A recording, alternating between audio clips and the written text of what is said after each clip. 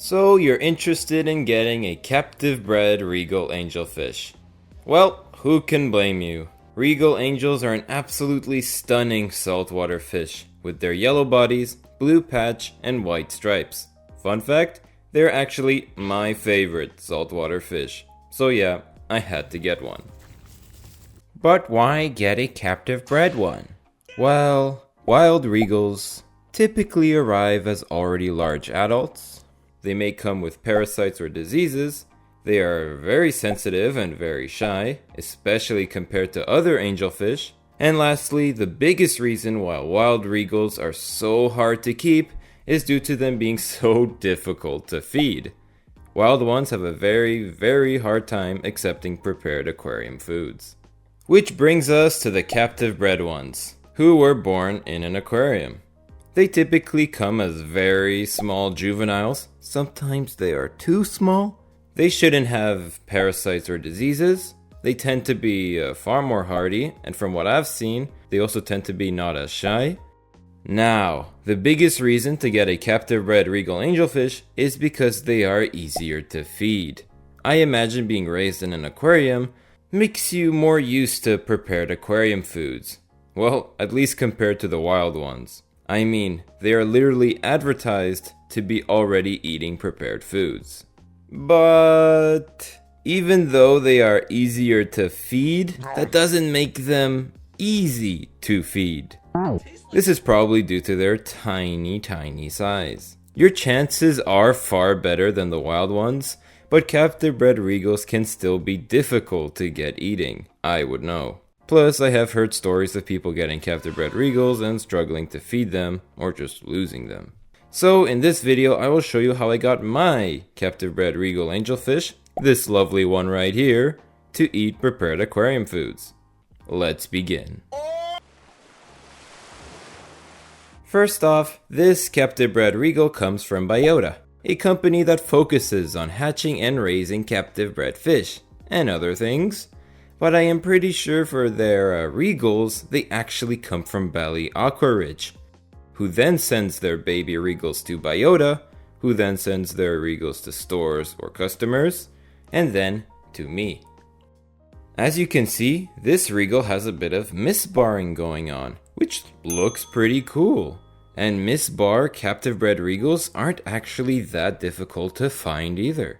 But unfortunately, this misbarring is not guaranteed to stay, as the stripes do tend to normalize as they get older.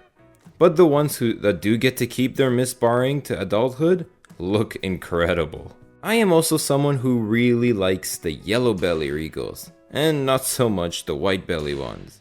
So, which one do I have? Apparently, out of all their Regals that Biota have seen to adulthood, only one ended up as a white belly. So, my chances of getting a yellow belly are pretty damn good, but never zero. And speaking of coloration, you see this eye spot? Yeah, as they get older, this eye spot will become the blue patch in adults. But in captive-bred Regals, and I don't know why, some lose their eye spot. So when they become adults, the blue patch is simply missing. Personally, I like the blue patch in adults. And unfortunately, my Regal is already losing its spot. Alright, so first things first, I need to acclimate this fish. So we will start with a 20-minute float.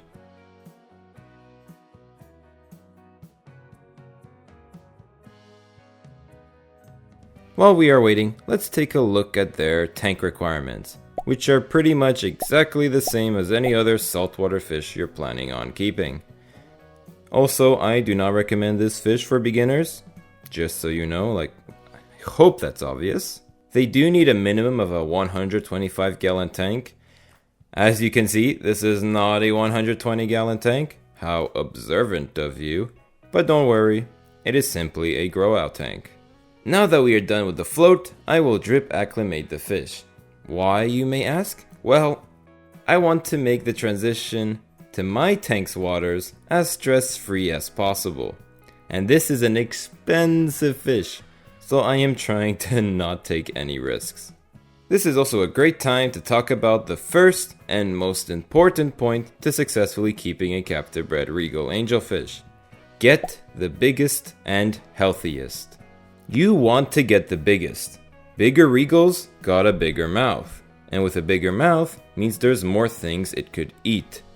Like, these fish are already so small, around an inch, and I've seen some really tiny ones, which I do not recommend getting because I have no idea what you're gonna feed it.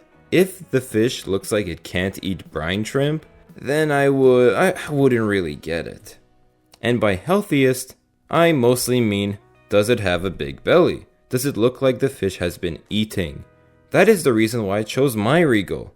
I wasn't planning on getting a Regal at that moment, but then I saw that this was the biggest one I have seen for a captive-bred Regal, and it had a big belly. Although I haven't actually seen this Regal eat, I know that it was definitely eating something because the store had it for about a month and it had a pretty big belly. Now that we are done with the drip acclimation, we can add the fish to the tank, which brings me to my second important point. Get an acclimation box. Trust me, I know from experience. Never release the fish straight into the tank, even if it's a grow out tank. These fish are very, very shy and need to learn, or I guess relearn, how to eat prepared aquarium foods. And they can take a long time to do that. An acclimation box with a hiding place, don't forget the hiding place, will give the fish a stress-free and most importantly, competition-free environment from other fish. The other fish will always eat the food before the Regal can get a chance to get to it. Or the food may also just get lost in the sand or aquascape. But in a box, the food won't get lost anywhere and will just rest at the bottom in clear view, giving the Regal all the time in the world to eat it. Plus, in the box, the fish won't get any competition from other tank mates. I think you're setting yourself up for failure if you don't get an acclimation box. Now that we have an acclimation box in place, we can add the fish. And what a beautiful fish. The fish is currently stressed, and it actually takes them a while to discover that the hiding place is actually a hiding place. I did try to give it some foods on this day, but as expected, nothing happened. I would suggest that you leave them alone on day 0.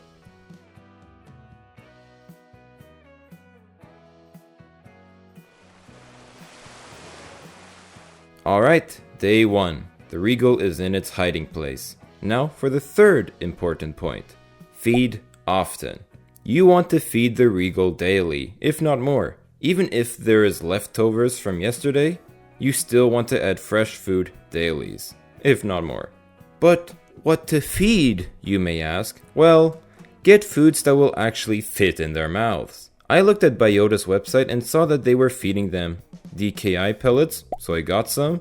The fish store that had the Regal before I bought it was feeding the tank mysis, so I got some of that. I also got brine shrimp because that is my preferred aquarium food. I also got some of this stuff because this food has actually worked before on captive-bred Regals. I got a variety of stuff because there may be a food that the Regal will prefer over the other. First thing I tried were the DKI pellets. And no reaction. There is nothing more frustrating than a really cool, expensive fish ignoring food. She does peck at one, but just spits it out. Later that day, I tried some brine, to no avail. I also tried more pellets, no interest. Then some of this stuff, also to no avail. She does peck at a brine shrimp, but doesn't eat it. But it does show interest. So for day 1, the Regal hasn't eaten anything and showed little interest to the food presented. She did peck at some brine shrimp, but didn't eat it. Which brings me to my fourth point. Be patient. Captive-bred Regals are gonna take their time. They need to regain their confidence, and they've got to learn or relearn what food is. cause my Regal is acting like it never seen these food items before. So it will take time to get them to eat. Don't give up. Day 4. Footage from previous days are missing, but I did pretty much the same thing as day 1. Anyways, I noticed that some of the leftover brine shrimp were missing from yesterday. That is something you want to pay attention to. Missing leftovers. Of course, I don't actually know if it ate it or not, so I tried giving it more brine shrimp. The Regal looked interested, but ignored the food. I think it may help to have other fish around, like not in the box, but like in the tank that are, eating the prepared foods, like clownfish, because it may teach the Regal what food is. Fish can learn from each other. The Regal does peck at a brine shrimp, but I am not 100% sure if it actually ate it or spit it back out. Later that day, the Regal did peck at more brine shrimp. I'm pretty sure it didn't actually eat any of it, but this is a good sign. I tried pellets again. The Regal showed interest, but didn't actually eat any of it. I also added this stuff. I may have accidentally put a bit too much in. The Regal showed interest, but I don't think it actually ate any of it. Day 5. First, I fed the main tank, and then the Regal.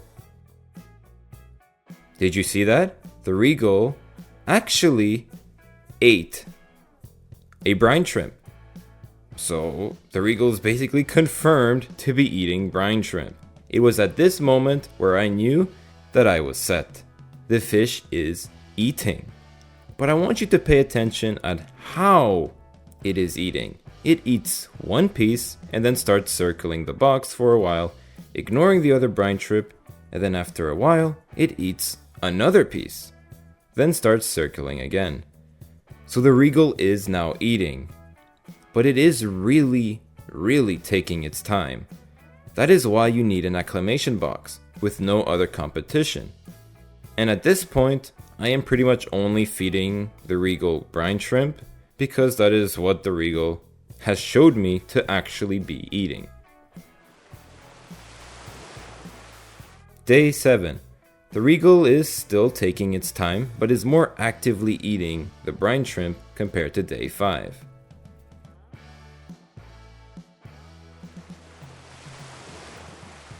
Day 8. Now this is what you want to see. The Regal actually coming up to eat. Before, the Regal would hide when I was feeding, but now the Regal is actively coming up to my feeding pipe. The Regal is eating more and becoming a lot more confident. It's gaining its food drive. And I don't scare the fish anymore by just being present. Now the Regal sees me as food. From now on, I continue to keep the Regal in the box for another week or two.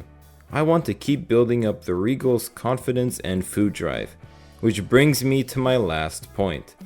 Only release if guaranteed to eat. I would only release the fish if you are confident that when it is released, it will come up to eat.